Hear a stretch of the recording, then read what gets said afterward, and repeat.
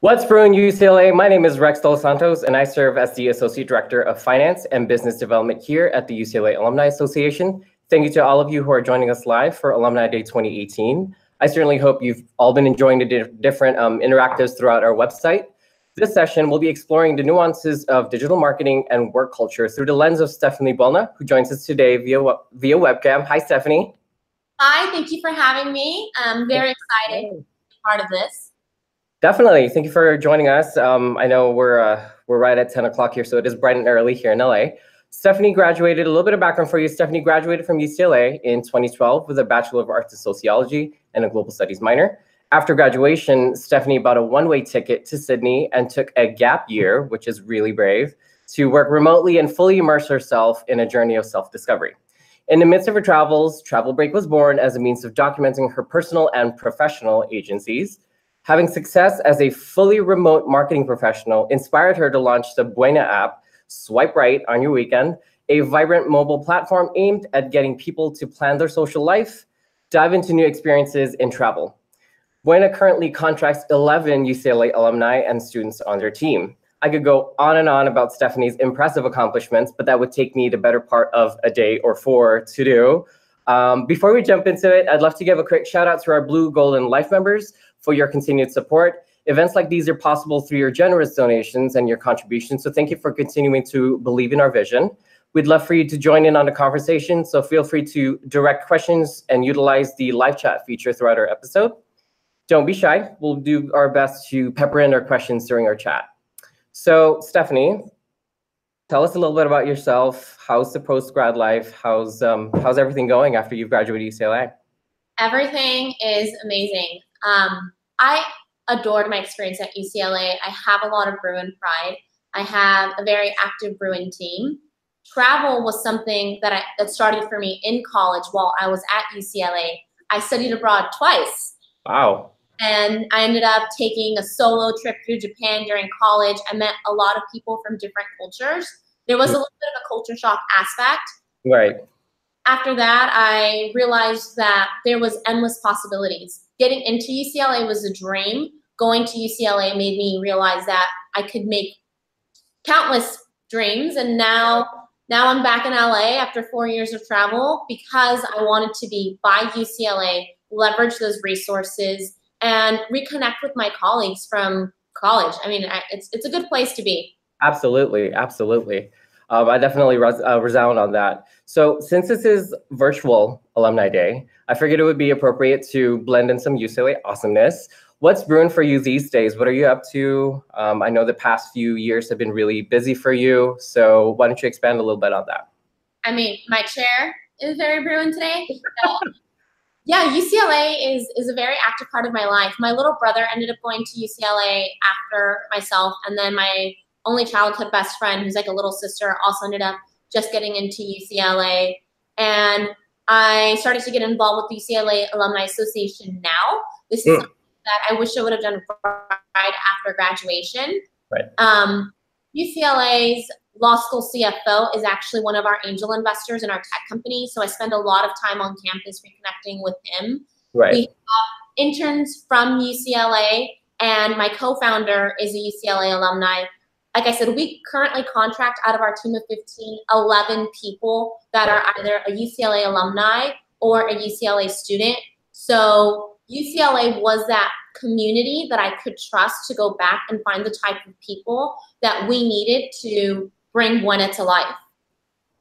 And you were going to utilize the opportunities and leverage them a way that you haven't before. So that's fantastic. So in that vein, how did this type of influencer / digital marketing take off for you? What inspired you to pursue this as a full-time passion of yours? It came out of necessity. So when I started traveling, people did not travel the way that they do now. There was not all of these women saying, I solo travel. Right. It was something that women, of course, did, but it wasn't a part of a norm in our culture and in our society. And so when I made the decision that I needed to remove myself from LA because I loved it, because I felt so comfortable, and I wanted to challenge my comfort zone, get to know myself, understand what else is out there in the world. I moved to Sydney, and I couldn't have a corporate career the way that I would have had here in LA. I had, the intention to be an attorney. After that, I pursued corporate marketing for the live entertainment industry. And not being able to go and work at a big company, I had to come up with an alternative. So it was either come back to LA and stay in LA for the rest of my life, never doing anything outside of my comfort zone, or figure out a different alternative to monetize and build a career. And I set very high standards for what that career would look like for myself because of UCLA and because of my family and my personal goals. So I came up with the alternative. It was like bartend, move back, and don't try anything different or find another way to make money. And because I had so much training and so many opportunities while I was at UCLA, and I was very active on campus and very active with all of the professional companies, all of the big companies are always recruiting at UCLA college students. All of the startups are recruiting at UCLA college students. I had a lot of work experience for only being 22 years old. And I was hired for a role very much, for lack of a better word, below my experience, because I just wanted to get a job. And I created that relationship with my boss very quickly. And I was promoted, and I was building her team of 6 right out of college.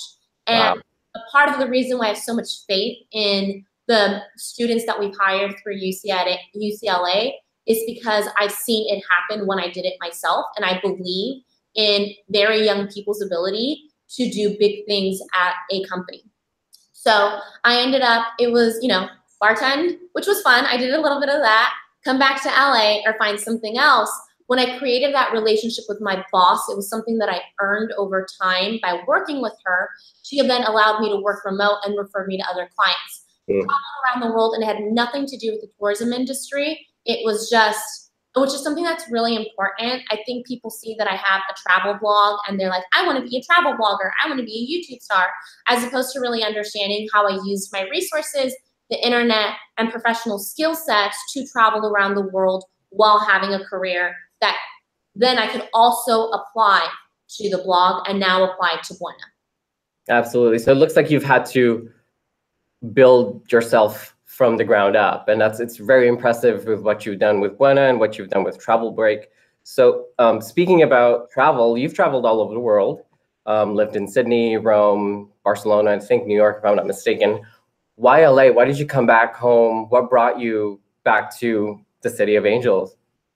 The weather. No, I'm just kidding. Actually, it's really, really important to me. The traffic. New York. I was consulting when I lived in New York, and when I made the decision to move to LA to work on Buena. First things first, my family's here, and my parents are my heroes. My brother, my family is very important to me. My best friends were here. The people that stay in touch with you when you're really focused on your career or when you're traveling and they're still there for you, right.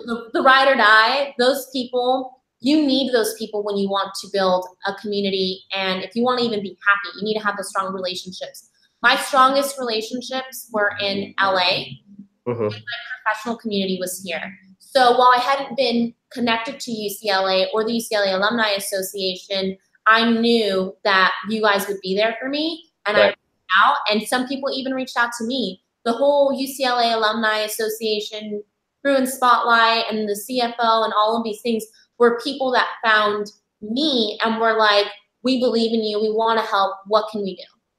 And it's always fantastic when you have people supporting you for what you do to further what you want to do, and it's not for their own personal gain. So that's fantastic. So it looks like you've done really well for yourself, and people really honestly see the finished product, and they rarely get to see the behind the scenes footage, the crying, the tears, just kind of the struggles of being, alone. Like, for example, in Sydney, when you were marketing so far away. And it's generally viewed as people see that it's a glamorous lifestyle and that's all great, but they don't really see the progress that had to be built, and they're stepping stones. It would be interesting, what do you think, to better phrase it, do you think more should be done to expose or otherwise display the journey without so much seeing the cuts and bruises? Yeah, so I work on transparency. with my team and with people online, I believe that social media in particular has made it easy to compare yourself and have a highlights reel to other people, and you're not seeing the nitty gritty cuts and bruises. For myself, I started Travel Break from scratch. I didn't know anyone. I didn't know anybody in that form of the industry. I hadn't worked. There's a lot of things I hadn't built a business from scratch before. I was in a country where I didn't know anyone. When I moved back and I started Travel Break, I had already sold my car because I've been traveling around the world. I took the bus. I took public transportation in Los Angeles. I slept on my best friend's couch as I was like trying to meet people to start my first business. Then Travel Break took off. I worked like crazy while traveling. Of course, it's amazing to be in Abu Dhabi and Croatia and a lot of fun, and I would not change it. But you know, you're editing photos, you're doing emails, you're sending clients pitch decks, you are always on 24/7 the second that you decide to tell your story and share your personal life with the internet. And on top of that, it's very difficult to be really busy with work, not be physically present, and maintain those relationships with your family, with your romantic partner, with your team. So working on being present and spending time and making people a priority is something that is why I've also moved back to LA. And while I will be traveling again, and I will be traveling for the rest of my life, I want to have a home and a community here and enable them to do those types of things. Buena was a huge sacrifice. The very first angel investor that I pitched told me that I needed to find a male co-founder and that she could take this to her fund because she felt that other investors would attribute the success of my first company to the way that I looked, not understanding that social media is a very complex. Social media is a part of digital marketing, which is a part of running a media agency. That's an entire.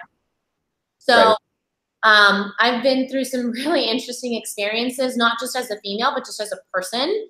And everybody has things. You have things that happen in your personal life. People get sick. People go through depression. People have financial loss. People go, you know, and you're dealing with all of these things, not just in your own life, but what's happening to your team and what's happening to the people that you're closest to.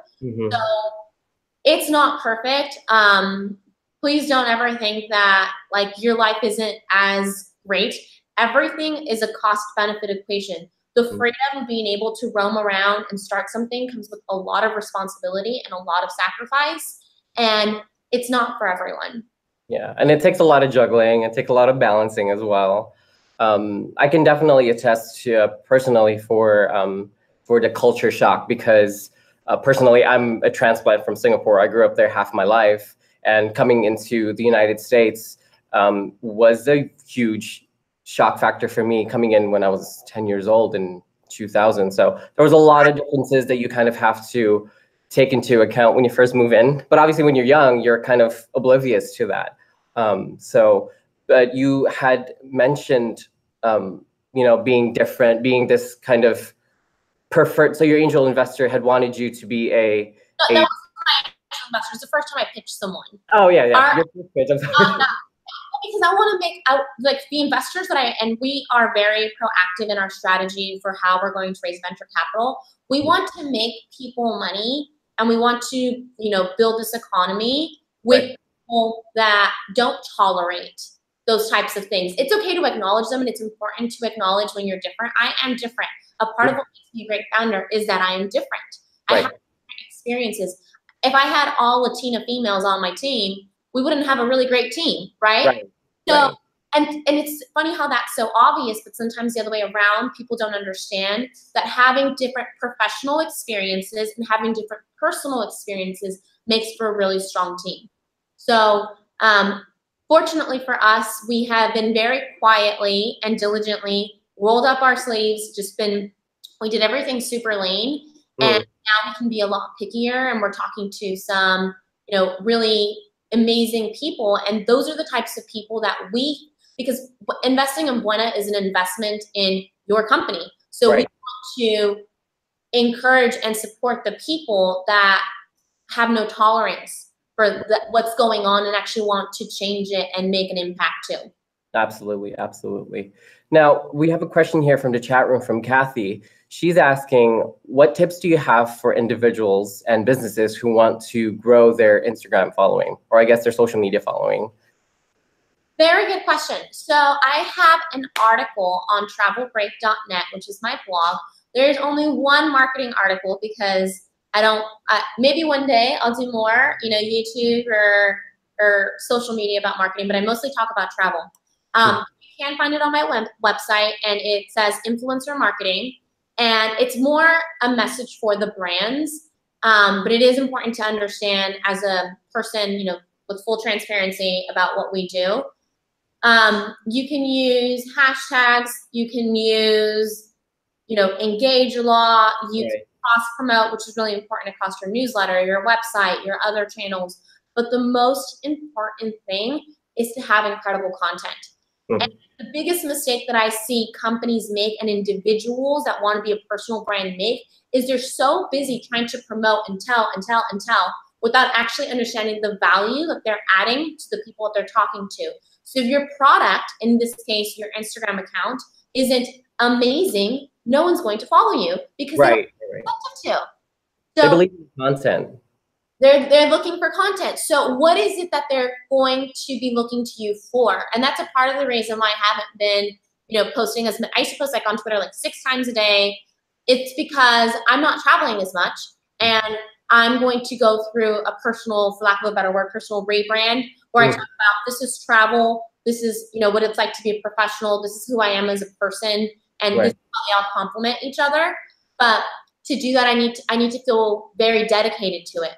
So you need to be prepared to put in the time, the money, and the creative direction to tell a very good story and be a source of inspiration, entertainment, or information. So you gotta be funny, you gotta be, or you gotta post really pretty pictures of really pretty places. Pick one.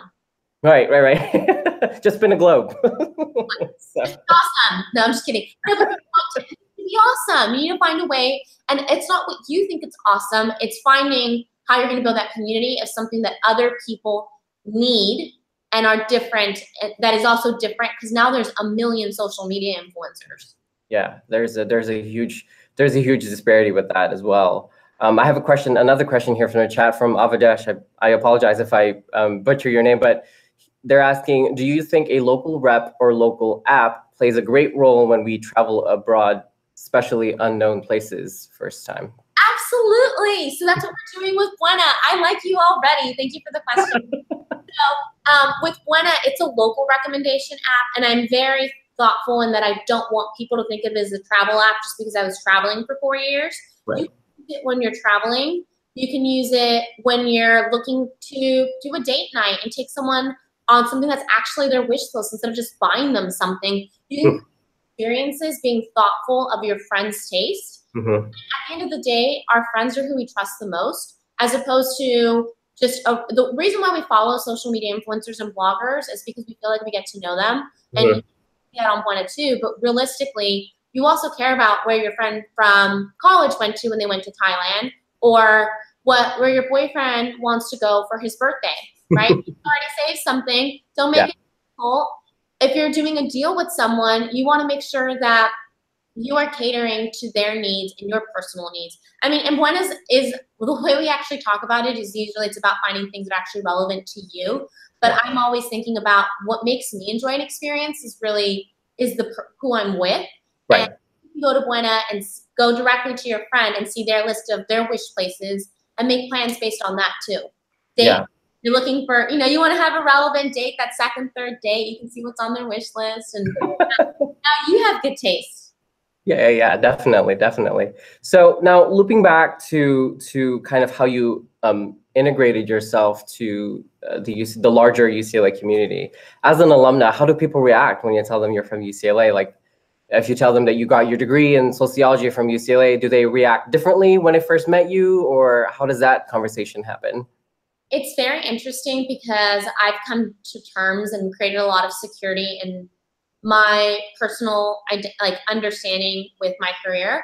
I used to I used to have a lot of issues trying to introduce myself as a blogger. Now it's much more of a norm, but I was like ashamed that I wasn't an attorney or an engineer or a doctor.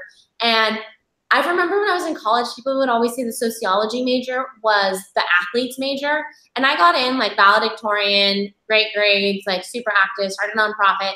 And I was like, we're studying people. We're studying the way that, you know, we're researching and understanding people, and I value people. So this major is really important to me. So I would say that sometimes I do think some people look down on the fact that my background isn't in finance, con major. I wasn't an engineer, you know, a computer science major. And then they judge me, and I'm like, you can learn anything on the internet. I built websites. I built Wena.life. It's not something as simple as, you know, I couldn't have built our app, but sometimes we do get pushback from the major or the professional background if people don't understand it, if they're not open-minded. One of the things that I'm doing with Buena is that I want to pave a way not just for women in tech and women in business, but just creatives in general in the tech and business industry, because everything's about ideas. But UCLA people love. That's like the first thing that I do. I'm like, UCLA, UCLA, UCLA. We love it. Now I got a question in from Adrian. What qualities do you look for when you're hiring someone to work for Buena? Great question. We have a few pillars that are very important to us.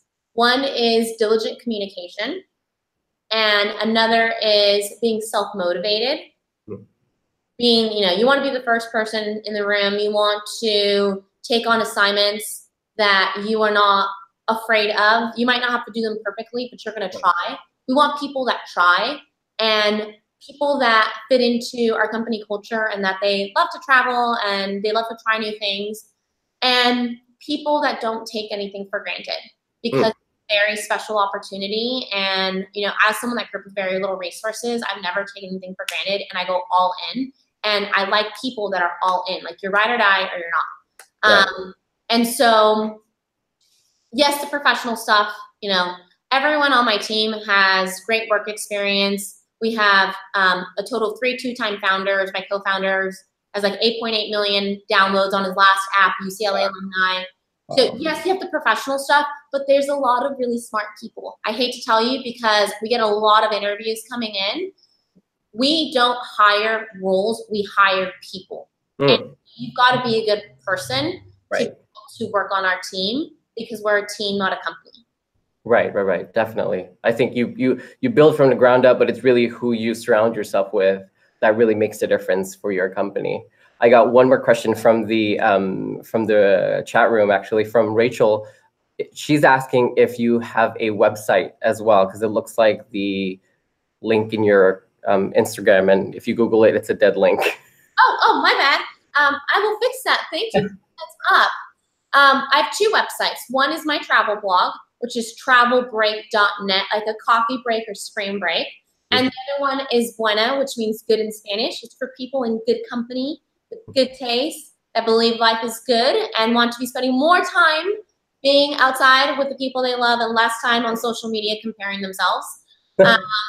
Or like spending like 20 hours to plan your trip. You know, you could actually be getting some work done or getting some rest. So we're, Buena.life, like the good life. Nice. Wonderful. Thank you for that. Now, if you could tell incoming freshmen, new Bruins, or outgoing seniors a piece of advice or a nugget of wisdom, what would your pitch be for them? Work hard, stay humble, and learn to do things that you love inside and outside of your career. It's okay if you pick a job and you're like, I want to do accounting. I like accounting, but I love doing this other stuff outside of when I'm working. Right. Or if you're saying, I really love travel and I want to be a part of the tourism industry, you can do those things. We put a lot of pressure on ourselves as Bruins to succeed, and there's like, your career does not define your success. And the only other thing that I would add is you're always going to have a job. You went to UCLA. So putting it out there, the best time to take risks is when you're in college, in your 20s, before, you know, And actually, you can do it at any point of your life. You can do it in your 30s, in your 40s, in your 50s, in your 60s. But you can always go back to getting a job. So don't feel ashamed in your desire to pursue something in entrepreneurship or a more creative career path. Absolutely, absolutely. Now that you've launched, Gwenna, your team have done a fabulous job. I've been on it. What comes next for you? What's your strategic plan? What's your 3 to 5 year goal? Or do you tackle life reactively? Like, what is your thought process behind that? My thought process is to continue to focus on the people that are important to me and on myself, because I've done a lot of really great things and I want to be there for my team. I want to be there for the people I love. The second thing is that as I build out Gwenna, I told my story with travel and I saw what happened. Like our culture is different. Mm-hmm. Travel now more because people started to talk about travel and culture. And so I want to talk about company culture now. And I'm still going to travel, but I want to reshape the way that Americans and people around the world treat each other in the workplace and what it means to be successful. Mm. And then I would love to start a VC studio. So what is my second company, my first product? I want to be able to invest in other ideas that our team launches. Bumble just launched a fund. I imagine Gwen is going to launch a fund where we can invest in some of our other products and invest in, one of the issues with, there's, I think 4% of venture capital right now goes to females and minorities combined. Right. But there's no female investors in the room. So I want to be a female investor and I want to educate women and men and in how they can also succeed and give back and do great. Right. So. And you'd like to inspire your fellow minorities, essentially. So I want it to be that there's so many people that are successful across each path that it's like a white man can be inspired by me, not just a Latino woman. Right. No, that's fantastic. That's a good point to put. And speaking about that, you wrote an article on Travel Break recently about your Latina identity and how you kind of found yourself, although that was always a part of you. You're unapologetically proud of your heritage. So how did you come about embracing this side of you? Labels are kind of the bane of anyone's identity, and you've kind of noted on that and touched on it a bit. Tell me more about how this moment was defined for you and how you kind of changed your path once you started realizing that you can leverage not only yourself as a Latina woman, but your community, your larger Latina community. Absolutely. And I would like to say Latinos in general tend to be very, very supportive, and there's a lot of pride. So shout out to everybody who is super supportive. I have some stories for you, but to answer your question, I think coming to the U.S., when you come at 10 years old or 19 years old, or when you come from immigrant parents, there's a lot of confusion about your identity because you want to belong and very much American. I do not listen to a lot of the banda music, and I don't do a lot of things that are expected in my culture. But I'm also very much Latina. My parents are Mexican immigrants. They're naturalized U.S. citizens. And I love to cook salsa and tacos. I just had a taco night. There's so much about who I am that is very much from Mexico still. Right. And there's a lot about who I am where I'm a professional. I'm also a professional female. I am a creative, and I do all of the business and finance for both of my companies. So I started to understand that people were seeing, I started to understand identity as I started to travel around the world. And people would be like, well, you're from America, but where are you really from? And I'd always just introduce myself as American because I wanted to be American, and I am American. And as I started to realize that I am very, very much going to be perceived by other people as more than American, I decided to talk about it online. because I am more than American. I'm American and other. And I think identity is something that a lot of people that are first generation or that are naturalized citizens find to be difficult. It's not because I'm like Latina. I hear it with Asian Americans that are first generation really frequently. With Europeans, it is a little bit more, I think, a person of color thing, or if you have an accent. And so I think understanding that there are separate identities, and it's not that everybody is treated the same, and it's not that everybody is understood the same or everybody was raised the same, and being sensitive to that allows us to be better and embrace it and enjoy it and celebrate it.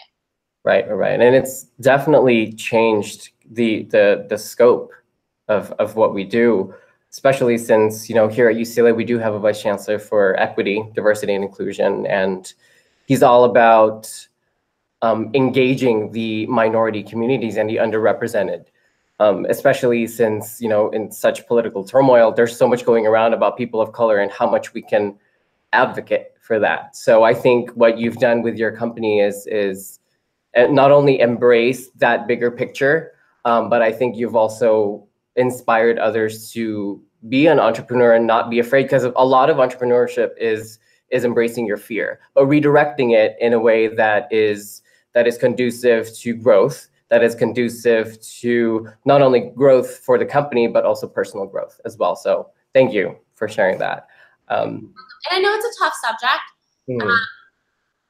I mean this as respectfully as possible. I don't talk about being Latina to like say like I'm Latina, like I'm special, I'm different. Right.